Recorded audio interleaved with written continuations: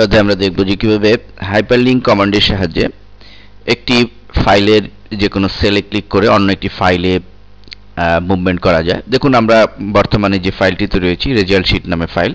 এখন আমরা যদি চাই যে এখানে আমরা ইনভয়েস নামে একটি লেখা দেখতে পাচ্ছি এবং মাউস নিয়ে গেলে একটি হাতের আকার ধারণ করছে। তো আমরা যদি চাই যে এটিতে ক্লিক করলে আমরা ইনভয়েস নামের ফাইলে অটোমেটিক দ্রুত গমন করতে চাই, অনেক সময় আমাদের এরকম লিঙ্কিং প্রয়োজন হয়ে পড়ে, আমরা এক শিট থেকে বা অন্য শিটে অথবা এক ফাইল থেকে আরেক ফাইলে আমাদের খুব দ্রুত মুভমেন্ট বা যাওয়া আসার প্রয়োজন হতে পারে। সেক্ষেত্রে আমরা এই হাইপার লিঙ্কের সাহায্য নিতে পারি।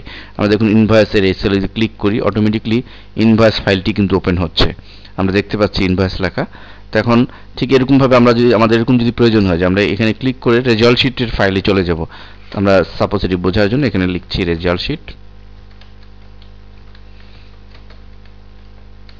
তো আমরা রেজাল্ট শিট লিখলাম এবং এই রেজাল্ট শিটে ক্লিক করে আমরা যদি যেতে চাই রেজাল্ট শিট ফাইলে, তাহলে রেজাল্ট শিট এই সেলে কার্সার রেখে চলে যাব ইনসার্ট মেনুতে, এখান থেকে হাইপার লিঙ্ক, এবং এখানে আমরা ডান পাশে ব্রাউজ বাটনে ক্লিক করব যেখানে আমাদের ফাইলটি রয়েছে। আমরা এখানে রেজাল্ট শিট ফাইলটিকে সিলেক্ট করে ওপেন বাটনে ওকে বাটনে ক্লিক করব, দেন ওকে বাটনে ক্লিক।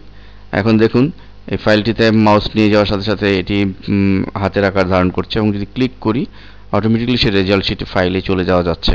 আবার যদি ইনভয়েস ফাইলে ক্লিক করি সে অটোমেটিকলি ইনভয়েস ফাইলে চলে আসতেছে। তো মূলত আমাদের এই হাইপারলিংক কমান্ডের সাহায্যে আমরা যে কোনো ফাইল থেকে অন্য ফাইলে সহজেই আমরা যাতায়াত করতে পারি।